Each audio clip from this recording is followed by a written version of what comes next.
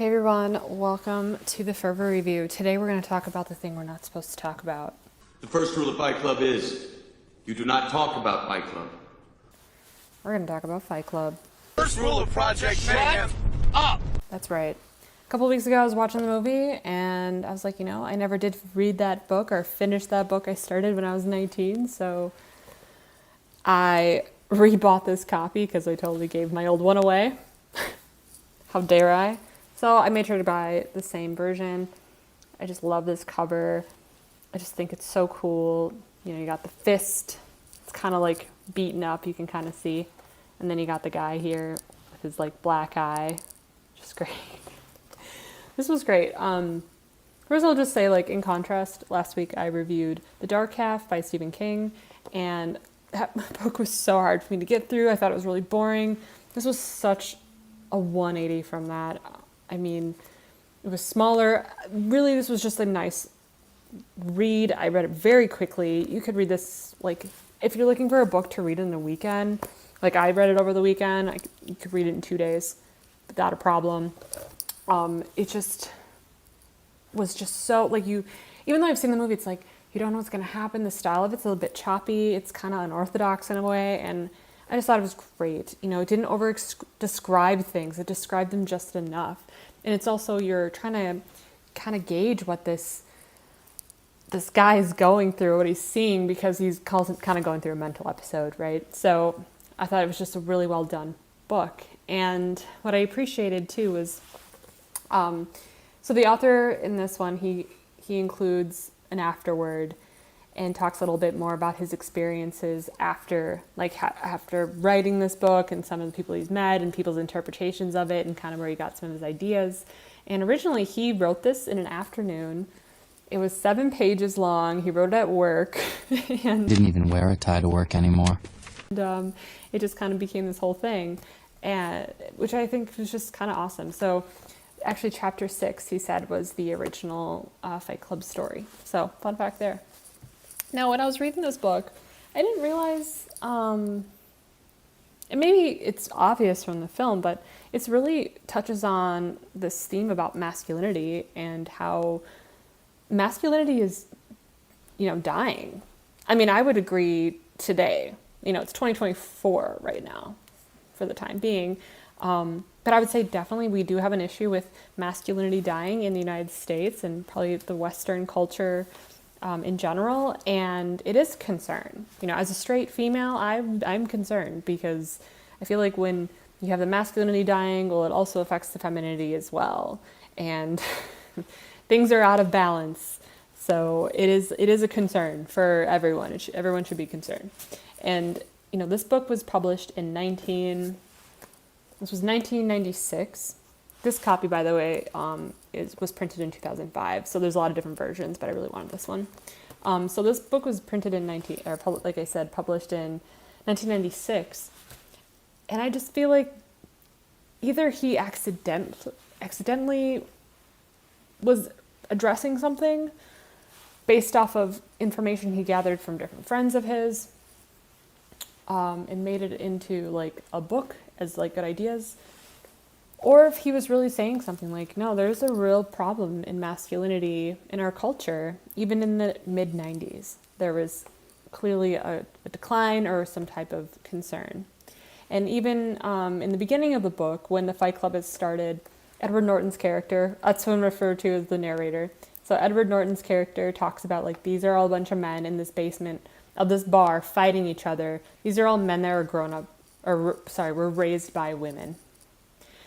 So Edward Norton's character, the narrator, he talks about his dad was never really in his picture. He's kind of in and out of his life, and it's kind of he's kind of like this lost boy. And I think a lot of these men that joined this Fight Club were a bunch of lost men, and I think that's a reflection of our society. You have a lot of men in today's world that are kind of these lost boys. What are they supposed to do? And I think Chuck Palahniuk does a great job of introducing the main character as, he has this job that's pretty horrific and very traumatic, with all these people dying from recalls that don't really get recalled, and he's seen probably really gory images, and then he he doesn't even know where he is half the time, and he just has his 6 white shirts, and his 6 pairs of underwear, and he's got his, 3 different ties of different colors, and like blue with red stripes, and then red with blue stripes, and everything is so detailed and so much the same. And then he talks about his apartment, and just like everybody else that lives in his apartment building, they pretty much have all their furniture from the same places. And he spent countless hours picking out every last detail in that apartment. Yes, I'd like to order the Erica Picari dust ruffles. Like this obsession, or like that was his purpose. But it's empty, right? It doesn't fill that void so much that Edward Norton's character starts to go to support groups, because the one thing that makes him feel the most alive, that he can actually sleep, is seeing other people around him dying. They cried harder. Then I cried harder. Seeing people turn like they're dipped in yellow wax and like a skeleton of themselves, actually dying, going through these treatments, losing their hair, becoming frail, and just seeing them kind of at their worst and saddest and most, and then like learning to accept things about like their journey ahead of them and that it's ending for them, that makes him feel alive. That's where he feels like a significance, and that is messed up, right? But hear me, it is kind of messed up, but it kind of makes sense. When you think about nothing else in his life, it's almost like he's just like kind of like sleeping through it. There's nothing really to keep him alive and make him, like he can't sleep over it. And so he finally finds something. It's kind of disturbing and twisted, but that's the only thing that actually gives him like motivation and to help him sleep. That's it. He just wants to sleep, and it's so interesting. And then in the beginning of the book, he really says, like, the biggest problem was Marla. Like, all this happened because of Marla. And maybe it does. Marla, you liar! You big tourist! I need this! Now get out! I think he was losing his mind before he met Marla, but sure, maybe it's Marla. But it becomes this triangle with him and Tyler and Marla, because he says he wants Tyler, Tyler wants Marla, Marla wants me. And Marla does have more of a presence in this book. And I think she's just like, I'm not even sure how even to think of Marla, because I think Marla kind of, she mirrors the same twistedness, like this morbidity. Like, she just feels, again, I think she even worked at a nursing home, she worked at a funeral home working, like doing cremations, I think before she met Edward Norton's character, the narrator. And that wasn't enough for her. Like, that was not enough. She needed more. Like, her curiosity took her to, like, these support groups as well. Like, they both just got something off of it. And it was just hard for him to be around somebody he knew was also faking. And, I wish he called her a tourist in the book. He didn't. I think that was just the movie, but that was a good line.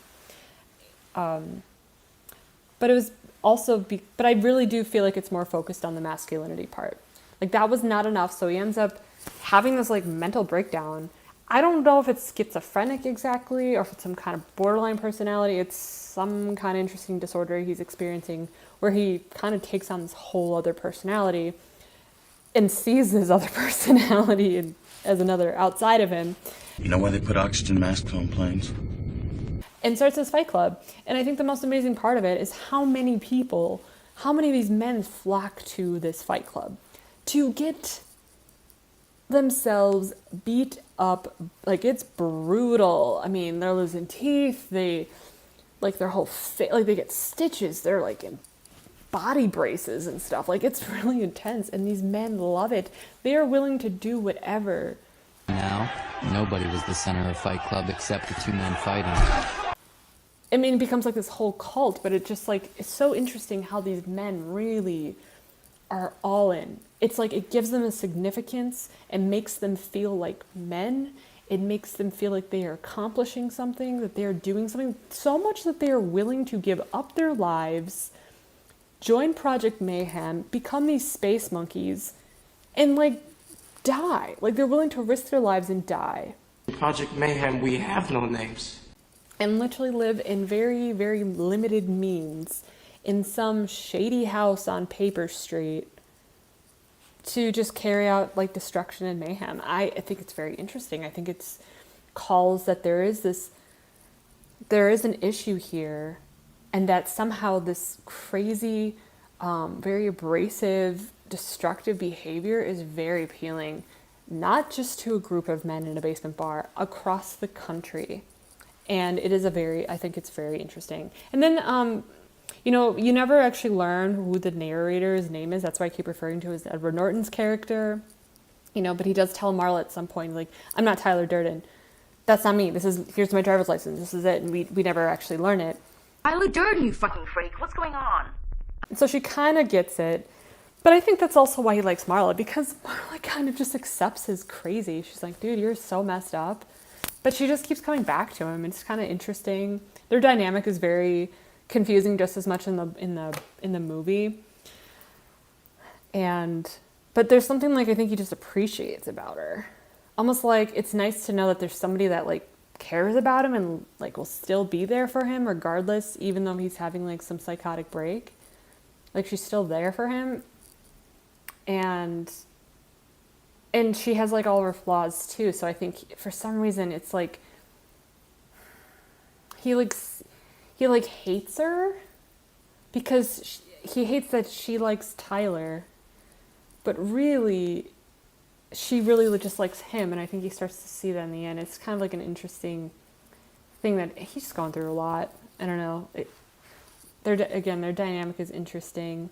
And Tyler is just like an example of, I think, this true masculine guy that actually him, the narrator, really wanted to be, who he's always aspired to be. Kind of wishes he had a father like that.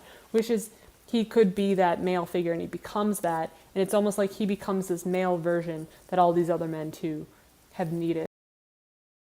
And it's very interesting. So, yeah, I'm not sure if there's anything else I need to touch on this book, but it was really good. I do recommend reading it. I wonder what your thoughts are on this book. I really never thought about the masculinity aspect so much, like watching the movie, because it's just like, oh, it's Fight Club, but it's like thinking about it, like, wow, what is this disconnect? And I think it's also, I mean, it applies so perfectly to today and today's society, and a lot of things that keep happening in it's just, we're kind of in a weird world right now, aren't we? And I feel like this book, it was written, my God, 15 years ago almost? And no, longer, okay, wait, 10, 20, almost 30 years ago? Is that, my God, I'm old. And I just think it's really is saying something in this book. So anyways, thank you guys for watching. I always appreciate it. Hope my ramblings aren't too off topic and boring here, but I do appreciate your watches, views, and let me know your thoughts in the comments. Thanks. All right, I'll see you guys next time. Bye.